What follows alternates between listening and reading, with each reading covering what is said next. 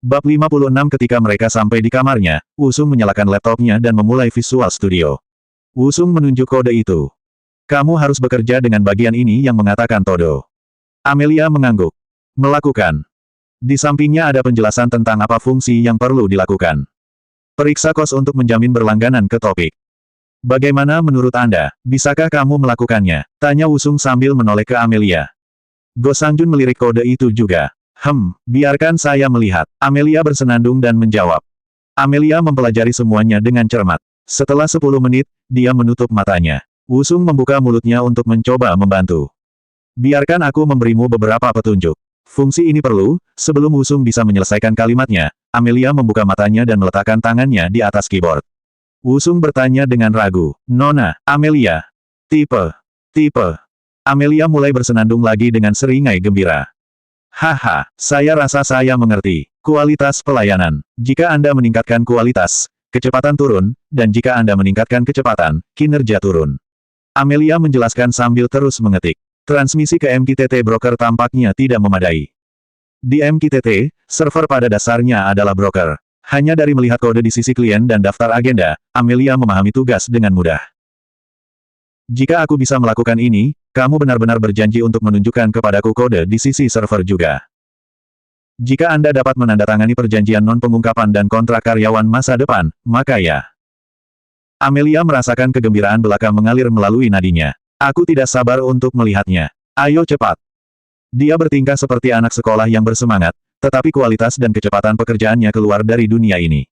Dia lebih baik dan lebih cepat daripada Wusung, yang datang dari masa depan.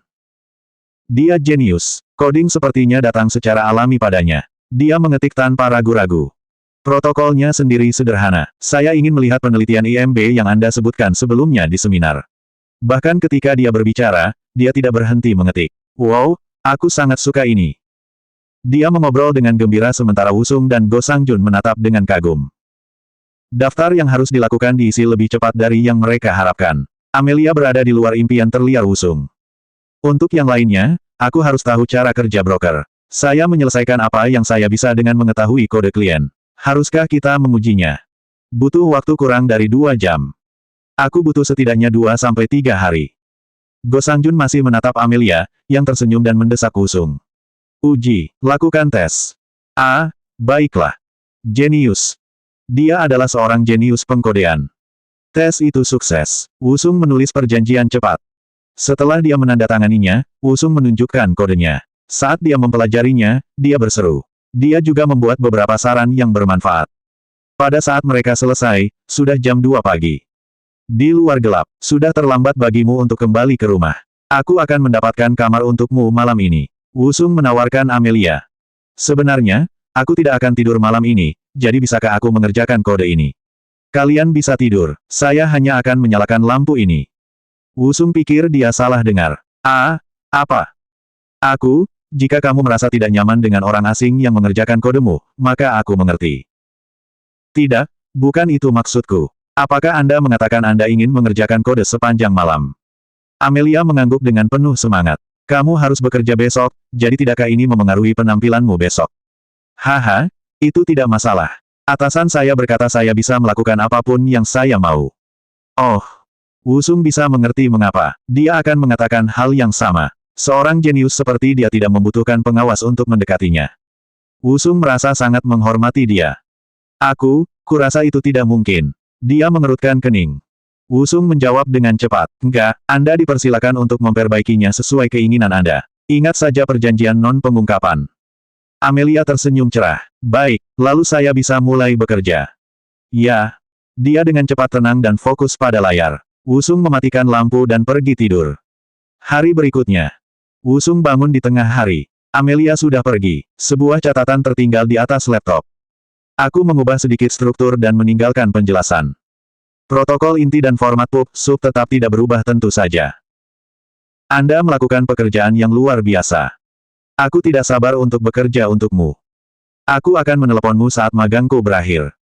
Wusung belum pernah bertemu seseorang seperti dia sebelumnya. Kode kutu buku. Wusung sangat membutuhkan seseorang seperti dia. Aku lebih baik memastikan dia menepati janjinya. Go Sangjun sudah dalam perjalanan kembali ke Korea. Jonathan Logan belum memanggilnya. Tidak ada alasan bagi Wusung untuk tinggal di sini lebih lama. Perhentian berikutnya adalah New York. Tempat pertama yang dikunjungi Wusung di New York adalah Charging Bull. Lebih baik aku mencari pengacara yang baik dulu.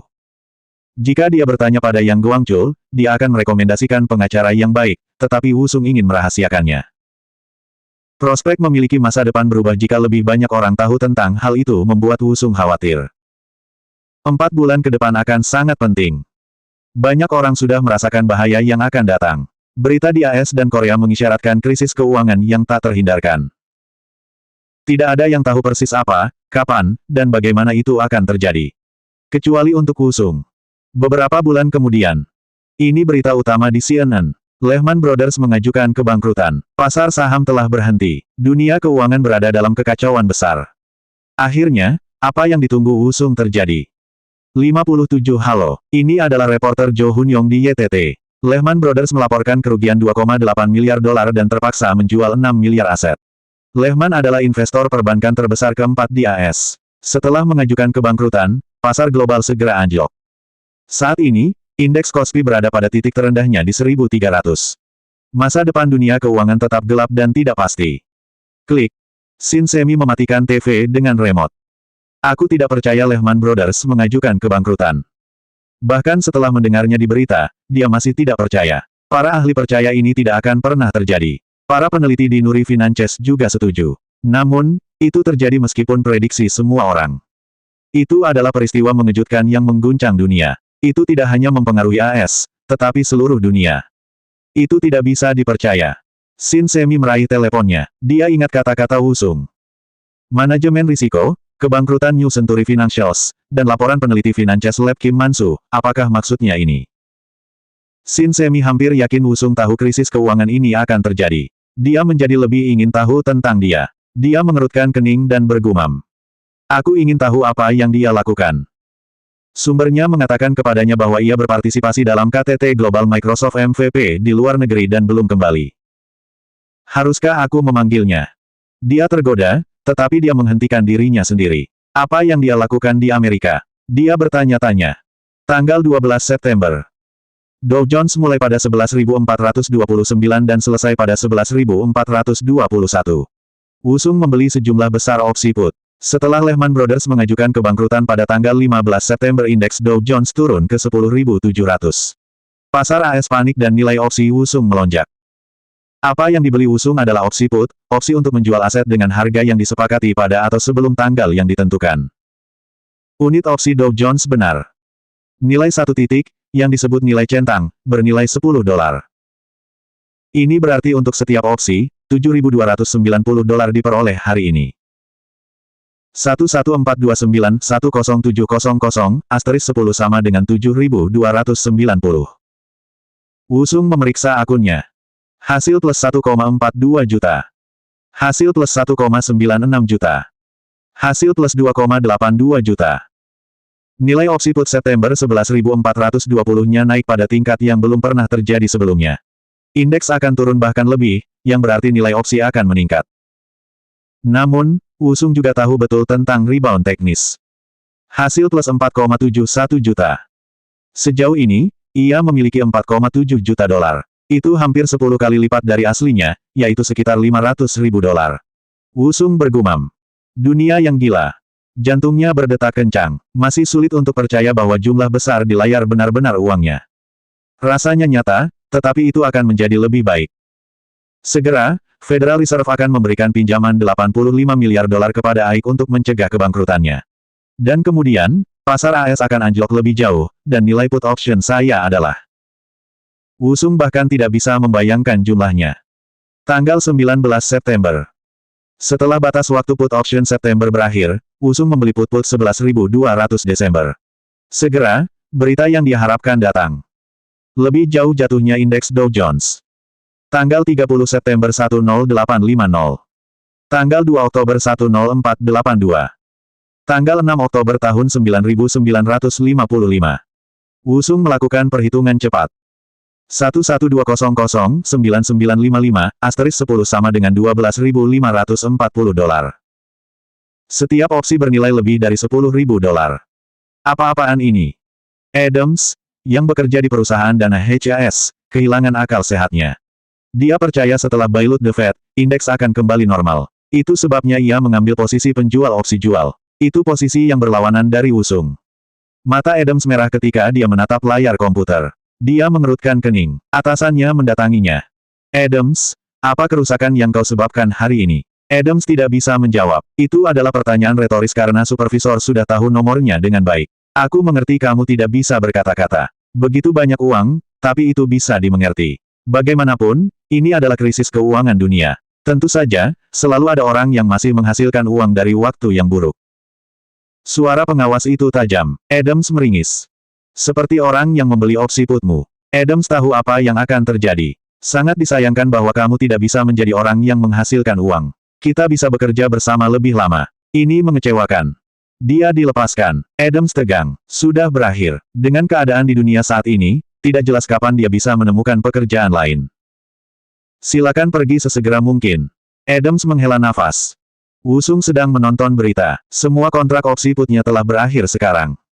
Indeks saat ini adalah 8.800. Ini akan turun lebih jauh. Berdasarkan ingatan Wusung, dunia tidak pulih dari peristiwa ini sampai akhir 2008.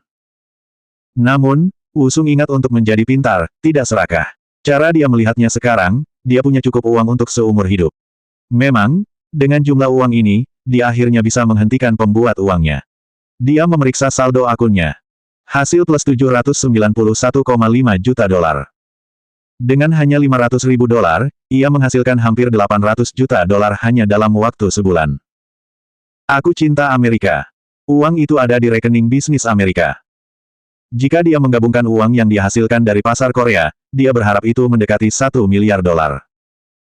Sekarang aku harus pergi ke lembah Silikon untuk bertemu Jonathan Logan. Setelah itu, saya bisa kembali ke Korea. Akhirnya Wusung santai. Tubuhnya sakit, jadi dia meminta layanan pijat dari kamar hotel. Seorang tukang pijat berambut pirang mengetuk dan berjalan masuk. Wusung menutup matanya saat dia menikmati pijatan. Dia telah berada di Amerika selama 4 bulan sekarang. Pada awalnya, dia tinggal di sebuah motel murah dan makan makanan cepat saji. Sekarang, dia tinggal di kamar hotel dan memesan layanan kamar. Begitu banyak hal berubah dalam 4 bulan. Itu adalah 4 bulan yang menegangkan. Dia terus meragukan ingatannya pada angka dan tanggal indeks. Itu adalah masa yang sulit, tetapi semuanya sepadan. Kenangan-kenangan dari kehidupannya sebelumnya sangat bermanfaat baginya. Dengan uang ini, saya harus membeli pabrik di lembah Silikon. Saya akan mengisinya dengan komputer dan menambang Bitcoin saya. Jonathan Logan. Wusung dapat menyewa komputer proyek Arduino ini. Wusung memintanya untuk menemukan pabrik yang cocok. Hal-hal berjalan sesuai rencana. Setelah pijat 2 jam, Wusung menuju ke restoran hotel. Ketika dia memesan steak, dia tidak bisa melewatkan masakan ibunya. Aku datang, ibu. Dia tidak bisa menahan senyum ketika wajah ibu tersayangnya mengenang ingatannya. Dia akan segera pulang. 58. Kapan dia kembali? Dia bilang dia akan segera datang, jadi kita hanya perlu bersabar. Apa yang dia katakan? Terakhir kali aku mendengar, dia berkata akan meninggalkan New York. Yang Guangchul menghela nafas. Dunia keuangan sedang sekarat, namun dia bepergian. Dia adalah CEO kita, jadi dia harus bertindak seperti itu. Yah, dia membeli sebagian besar perusahaan darimu, jadi aku menganggap dia benar-benar serius dengan perusahaan ini. Aku bertanya-tanya tentang itu. Dari mana dia mendapatkan uang itu? Apa yang dia lakukan di New York di tengah krisis keuangan global? Yang Guangchul menghela nafas lagi. Hong Subum juga tertarik dengan jawabannya. Wusung telah berada di Amerika selama 4 bulan terakhir. Pasar saham AS melewati neraka selama waktu itu dan dunia sedang gempar. Aku juga penasaran. Dia juga meminta saya untuk menemukan pabrik yang dapat menghasilkan dan menggunakan banyak listrik. Aku juga mendengarnya. Saya berasumsi dia berencana untuk memproduksi smartphone di sana, tapi bukankah dia mengatakan kita harus menggunakan OEM untuk produksi yang sebenarnya? Saya sama sekali tidak memahaminya. Ketika Yang Guangchul melanjutkan, ia mulai menjadi semakin frustrasi. Dan perusahaan yang ia ciptakan di lembah Silikon, itu menghabiskan banyak uang. Kenapa dia melakukan itu? Hong Subum bergumam. Saya harus mengakui bahwa Jonathan Logan adalah pakar sejati dalam pengembangan perangkat keras. Saya tidak tahu banyak tentang itu tetapi ketika saya melihat POK yang dia kirim, itu tampak hebat. Yah, dia lebih baik bersikap baik. Apakah Anda tahu berapa banyak saya membayarnya? Wusung menjanjikan gaji yang sangat baik dan membina Jonathan. Upah bulanan saat ini dibayar oleh Yang Guangchul. Dia bertanya pada Hong Subum. Bagaimana dengan gadis itu, Amelia? Dia jenius. Saya menyadari mereka membutuhkan banyak uang, tetapi mereka pasti sepadan. Saya tidak tahu bagaimana CEO kami menemukan dan merekrut orang-orang hebat ini. Aku juga penasaran. Hari ini tanggal 1 November. Itu adalah bulan kelima sejak Wusung pergi ke Amerika. Di pesawat ke San Francisco, Wusung membaca koran tentang Bitcoin. 1. Pengantar. Perdagangan di internet telah mengandalkan hampir secara eksklusif pada lembaga keuangan yang berfungsi sebagai pihak ketiga yang terpercaya untuk memproses pembayaran elektronik. Sementara sistem bekerja cukup baik untuk sebagian besar transaksi, masih menderita kelemahan yang melekat dari model berbasis kepercayaan. Transaksi non-reversible tidak mungkin dilakukan karena lembaga keuangan tidak dapat menghindari mediasi perselisihan. Biaya mediasi meningkatkan biaya transaksi, membatasi ukuran transaksi praktis minimum dan memotong kemungkinan untuk transaksi kasual kecil. Ada biaya yang lebih luas dalam hilangnya kemampuan untuk melakukan pembayaran non-reversible untuk layanan non-reversible. Alamat situs adalah URL. Dalam kehidupan sebelumnya, ia harus membaca versi terjemahan dari laporan ini, tetapi itu tidak perlu lagi. Wusung bisa mengerti bahasa Inggris dengan baik sekarang. 2. Transaksi. Satu-satunya cara untuk mengkonfirmasi tidak adanya transaksi adalah dengan mengetahui semua transaksi. Dalam model berbasis Min mengetahui semua transaksi dan memutuskan mana yang lebih dulu. Wusung sudah tahu bagaimana transaksi Bitcoin bekerja, tetapi membacanya lagi adalah penyegaran yang bagus. Diyakini bahwa semakin banyak Bitcoin ditambang, semakin lambat karena transaksi. Konfirmasi setiap transaksi. Penambangan menyiratkan bahwa transaksi telah terjadi. Itu adalah transaksi dalam arti bahwa ketika koin A ditambang, ia dikirim ke penambang B. Masalahnya adalah butuh waktu untuk mengonfirmasi keabsahan setiap transaksi. 6. Insentif. Secara konvensi, transaksi pertama dalam satu blok adalah transaksi khusus yang memulai koin baru yang dimiliki oleh pencipta blok tersebut.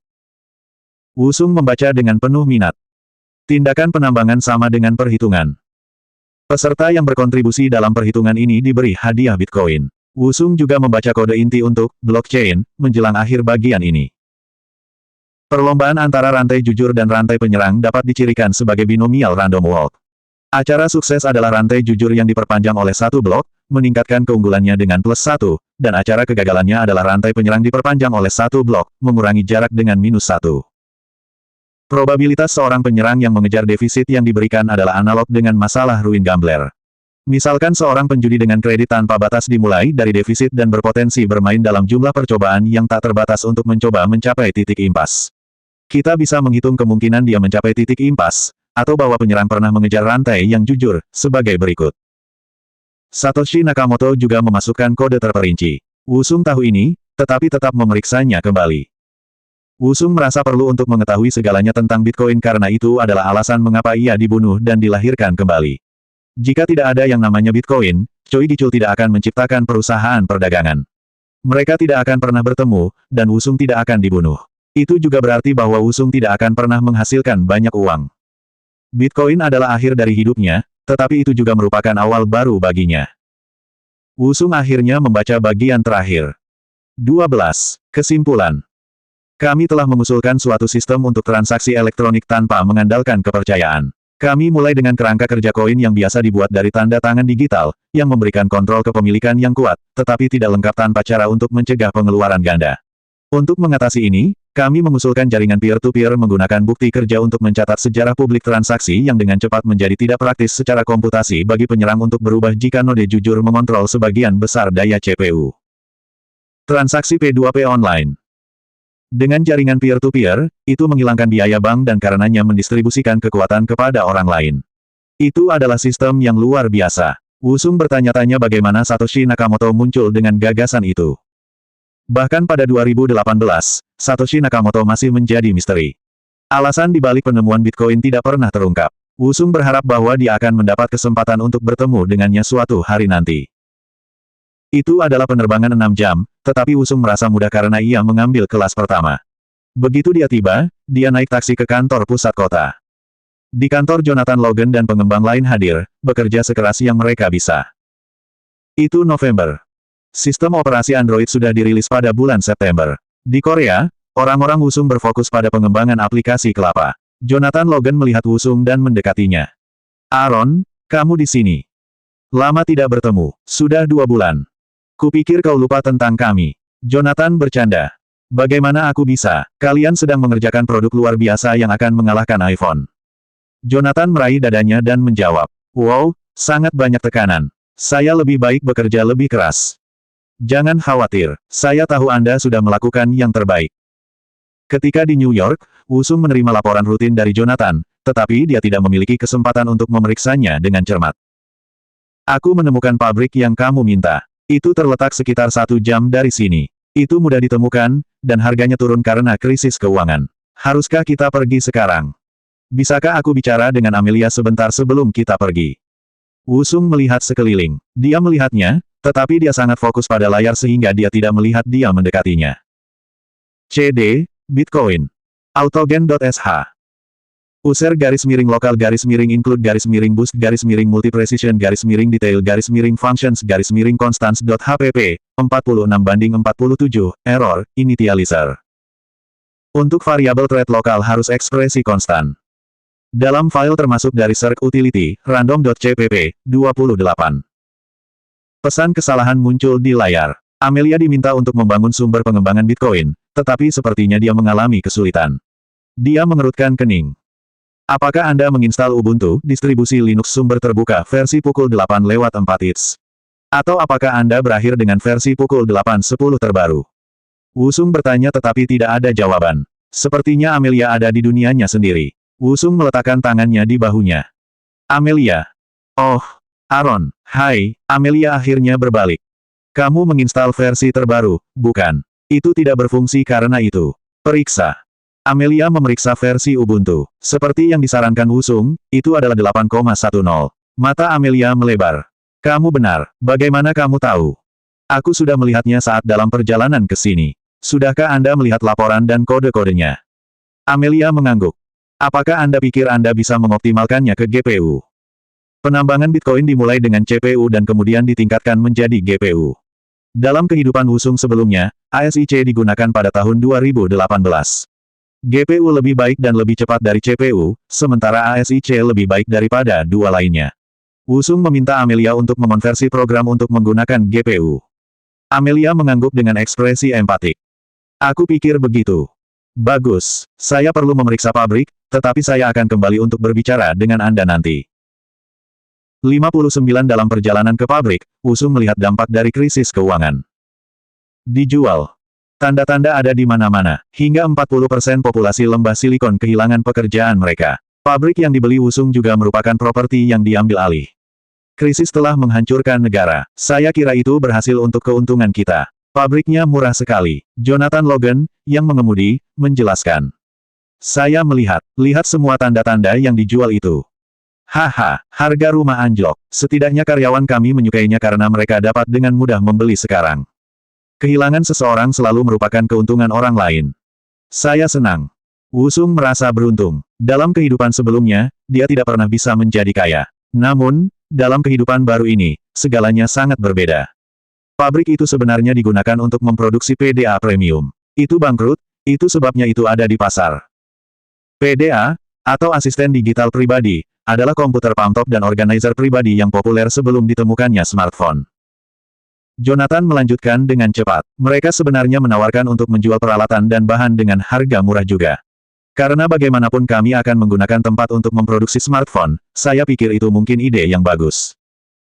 Baik, saya akan lihat. Dijual oleh pemilik.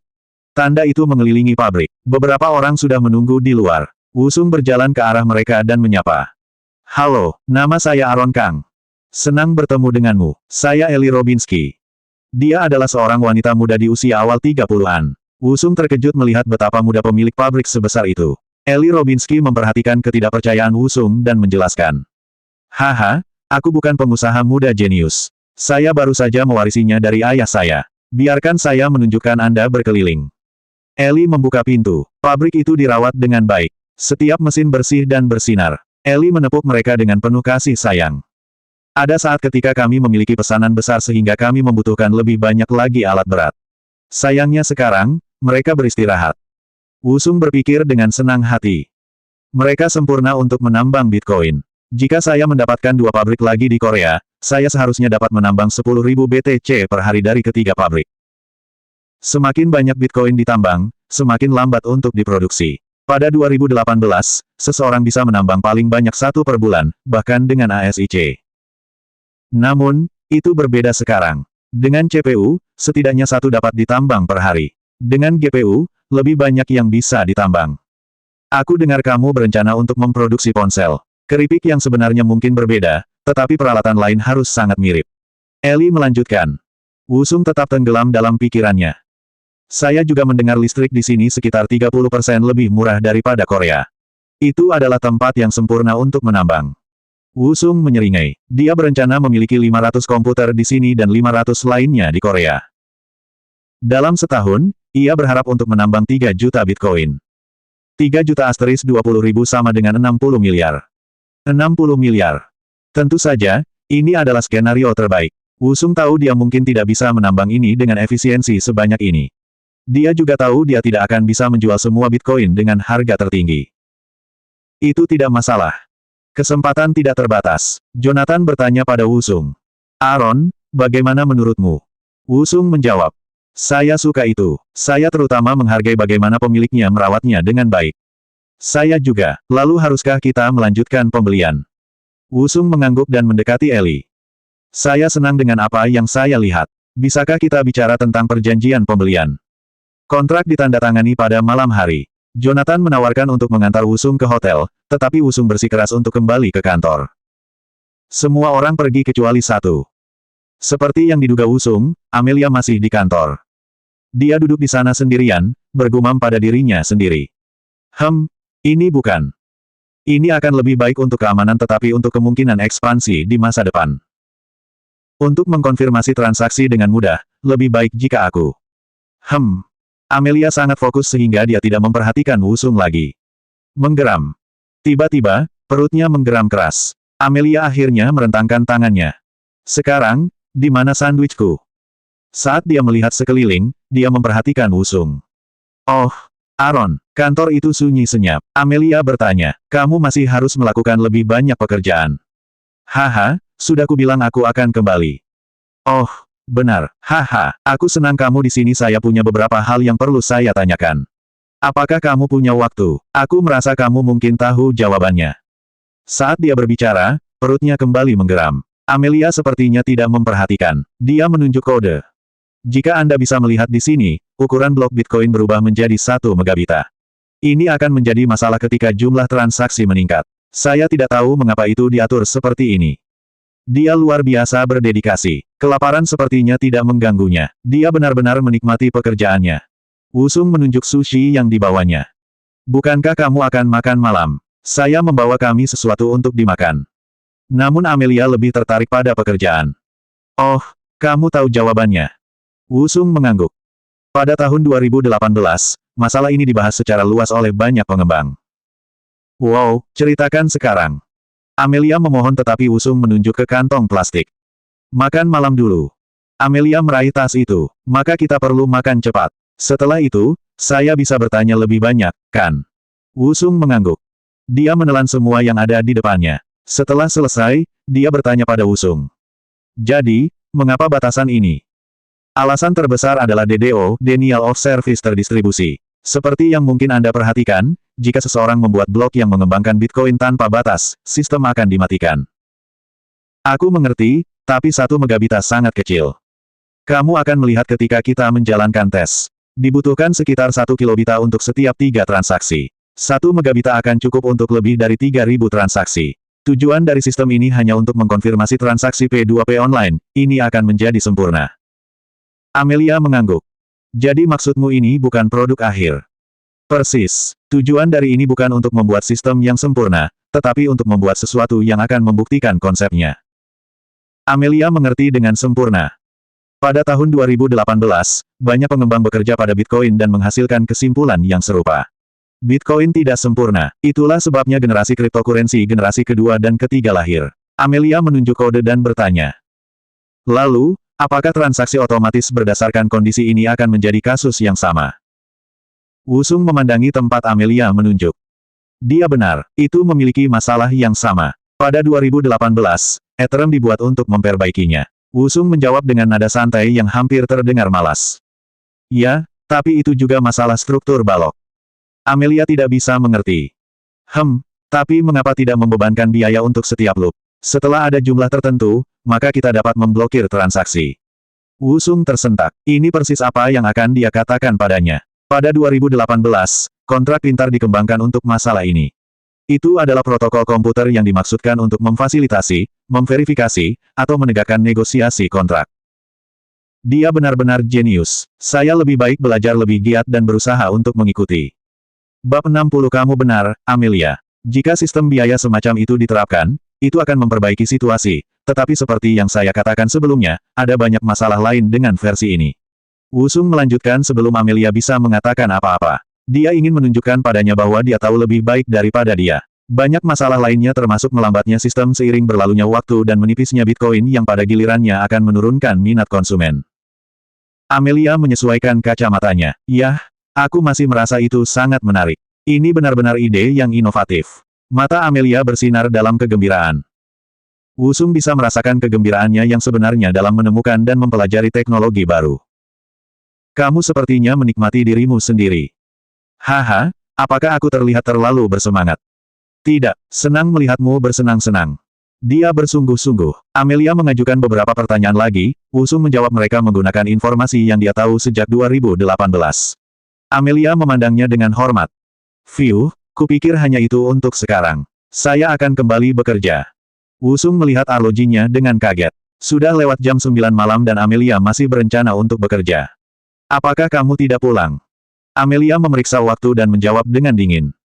Ini baru jam 9 malam. Aku tinggal di sebelah jadi tidak apa-apa. Wusung terus menatapnya dengan ekspresi heran yang jelas. Dia belum pernah bertemu seseorang seperti Amelia sebelumnya. Dia menggosok tangannya dan bergumam. Haha, sekarang mari kita benar-benar masuk ke dalamnya. Wusung masih duduk di sampingnya, tetapi dia tampaknya tidak memperhatikan. Berbeda dengan dia, Wusung lelah setelah hari yang panjang. Dia berdiri dengan tenang dan menuju ke hotelnya. CPU, GPU, ASIC. Ini adalah 3 level sirkuit untuk menambang cryptocurrency yang berbeda. CPU adalah yang paling lambat, diikuti oleh GPU. ASIC dikenal sebagai yang tercepat. Anda dapat menganggap CPU sebagai van tunggal yang mengangkut seseorang, peralatan, atau hewan ke tujuan. Di sisi lain, GPU seperti sekelompok bus yang mengangkut orang ke tujuan. Akhirnya, ASIC adalah sekelompok bus yang mengangkut orang tetapi menggunakan jalur bus. Tidak heran ASIC adalah sistem penambangan tercepat. Itu dirancang khusus untuk pertambangan. Wusung akan senang bekerja menciptakan ASIC, tetapi dia sudah sibuk bekerja pada proyek smartphone. Dia harus puas dengan penambangan GPU untuk saat ini. Secara teori, Wusung dapat mulai menambang menggunakan CPU, tetapi dalam kehidupan sebelumnya, blok pertama diproduksi pada tanggal 3 Januari.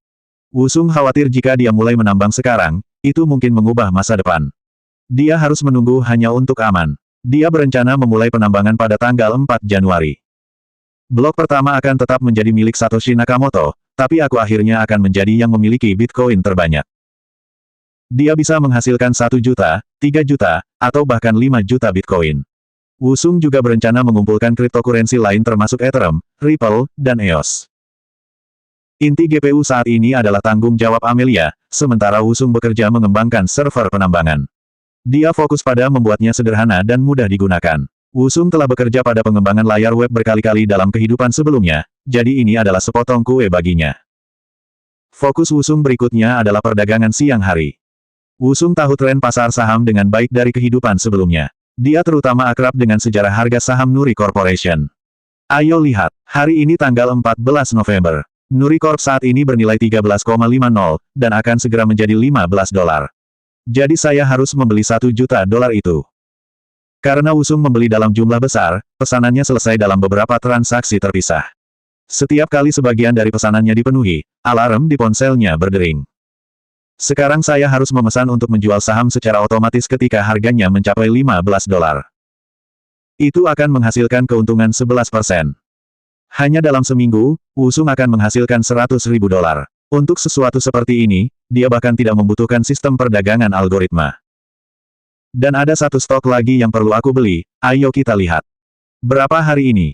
Salah satu saham yang diingat Wusung dengan baik adalah Pintech.